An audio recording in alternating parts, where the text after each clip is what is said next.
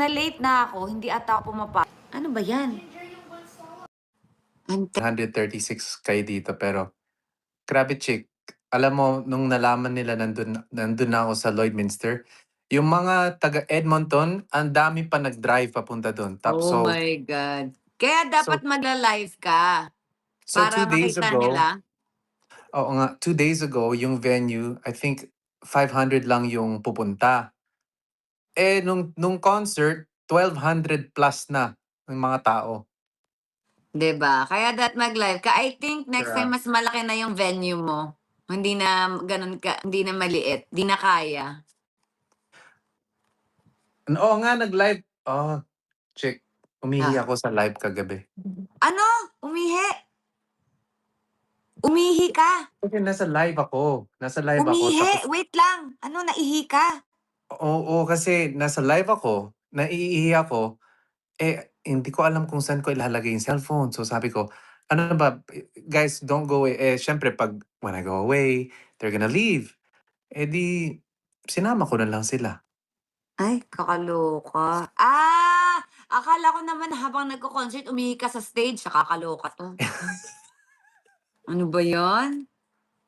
Oo. Akala ko sa Manong stage. Akala ko habang kumakanta naihi ka. Ano ba 'yan? Oo. Nahihiya nga ako kasi 'di ba, 'pag umihi ka nahihiya ako mag-utot. Yeah! Nahiya na ako. Kadiri. Dapat pinatay mo na lang. I'm sure nagmutot ka pa nun. Actually, I did. Ay! Sinabi ko naman kasi may isang tao dun. So, tumayo ako, umutot ako para ma-spread yung ano, 'di ba? Para ma-spread. Para hindi halata. What am I looking for again? My jacket. Oo, I may have mute. to. Ano ka ba, Chris? May mute. Ayan, oh. Kakaloka 'to si Chris. Malayo na yung phone. Kasi binaba ko somewhere, so. Gusto mo din talaga 'yan. Style mo din 'yan. Nakalimutan niya 'yan i-mute. Anong oras concert mo? Ilang oras bago ka mag-start? They're picking me up in 30 minutes na. So, kailangan ko mag-vocalize. Sorry. Okay. Pwede ba ako mag-vocalize dito? Gusto nyo? Go. Mag-vocalize ka na. Akala ko naman talaga habang kumakanta ka, nakaihi ka.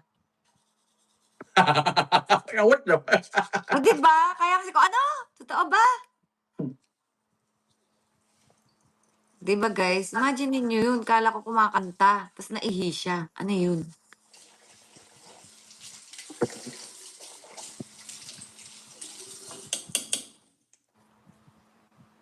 Sige, mag-vocalize ako. Wala pa akong tulog. Halos. Oh, okay. It's okay. We are also teachers in the GC.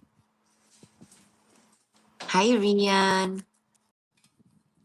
Yun na nga, guys. Welcome to the kulto. Welcome to the kulto. Oy, yung KKK, dito kulto talaga yun. So, here I have to be careful. Sige nga, sabihin mo nga, Mr. B, kusang bumalik sa aking gunita ang iyong... They like burn villages, they go and they do a lot of bad stuff. So, okay. hindi kasi ako pwede mag-smile. Hindi ka pwede mag-smile? That's okay. Kasi pag nag-smile ako, bigla na lang ako mag-open, makikipagtsikahan. Di ba, alam mo naman ako, chikadora ako. So, kailangan ko magpaka-studios, tahimik, ganyan, ganan. Ibang tao ako nung Thursday, Friday kasi. Ang hirap talaga. Parang first time ko maging serious. That's okay. No problem. Siya na, sige na. Thank you so much for your time, Mr. B. All right, Good everybody. luck sa show. Thank you. Ingat ka today, chick. Ikaw din. Bye. Ay, wait! Oh, Your letter. sige. Okay.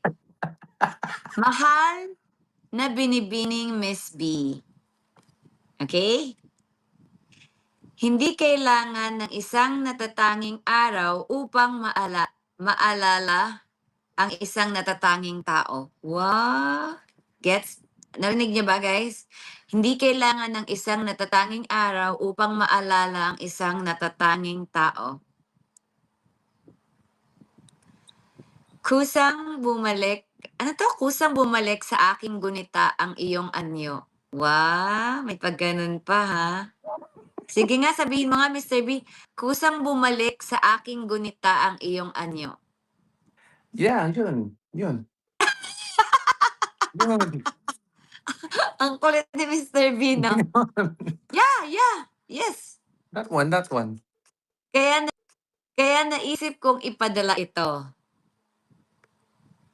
The flowers. Sa pag-asang kahit sandali, mapasa iyo ang isang ngiting kasing ganda ng iyong puso.